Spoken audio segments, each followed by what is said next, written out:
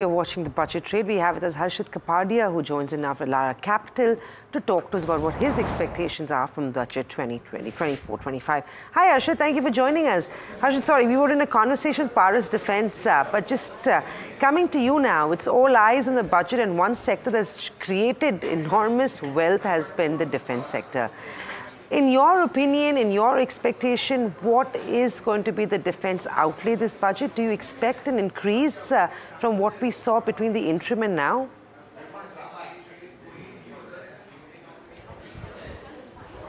Harshit, I think you're on mute. Are you able to hear me now? Now I can. Yeah, okay. So basically, I expect the defense capital budget to be stable at 1.72 lakh crore. I don't expect any increase as far as the budget is concerned. But there could be allocation made on a difference between what we pay for Indian Navy, between the Army and the Air Force. So there could be some jugglery within the armed forces, but the overall budget, what I expect it to be stable. So you are saying that most of these defence funds would be going into Indian Navy, Army and Air Force. Is that a fair expectation? Yes, absolutely. Right. Harshit, also, you know, we were talking to Paris Defence just before we got into this conversation with you. And he was telling us about how it is important for those verticals or those companies to see the government encouraging and incentivizing R&D.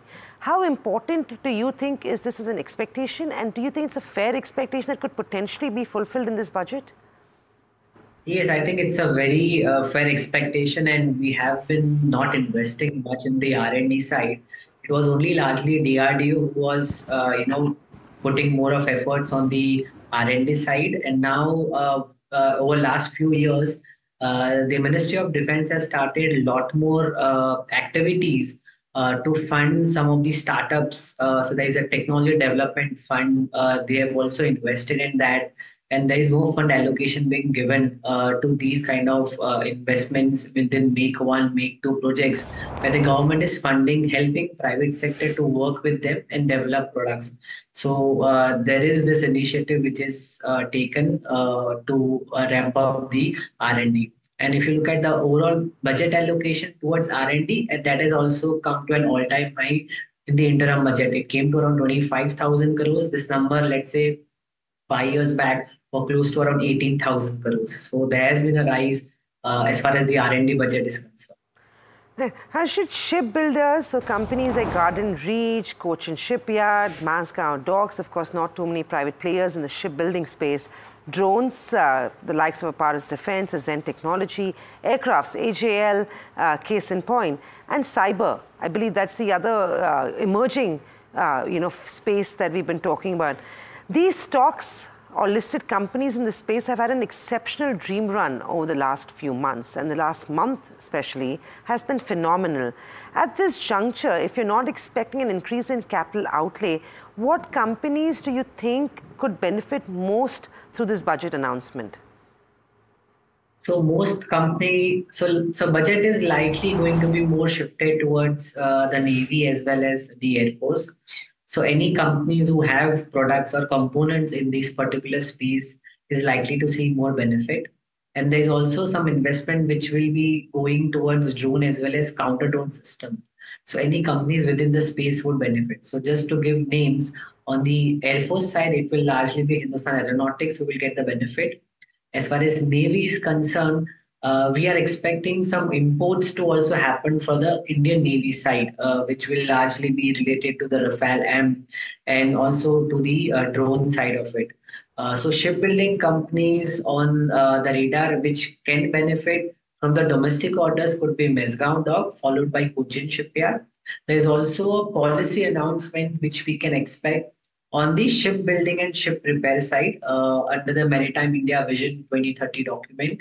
So that should help companies on Cochin Shipyard as well as Garden Rich shipbuilders to benefit on the commercial shipbuilding side. So that is what we expect to see from the budget as well as post-budget. You know, Harshit, as expected, all the companies mentioned by you are DPSU, right?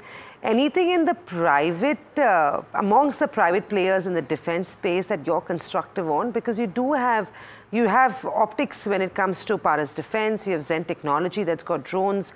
Can those also stand to gain, you think? Anything in the private sector, please? Yes, if you look at the primary beneficiaries are always the PSUs, but the secondary level of benefit which supplies these components and which are part of the ecosystem are the private defense companies, and the companies which I think would benefit. One is Paras Defense, other is Zen Technologies, Data Pattern, and Astra Microwave are some of the names which we like within the private defense space. And also on the platform side, it will be Bharat Forge. Very lastly, Harshit, do you feel like the recent rally is justified because it is a budget rally, right? And these prices are well valued as we see it, or do you feel like some of these counters have ran ahead of themselves, and hence buying them pre-budget may not be advisable? One thing to say is definitely valuations are high, but they are still under a range. If you look at the domestic cap good companies, their multiples are significantly higher than what the defense pack is trading at. So there is an upside which could be seen from here on as well.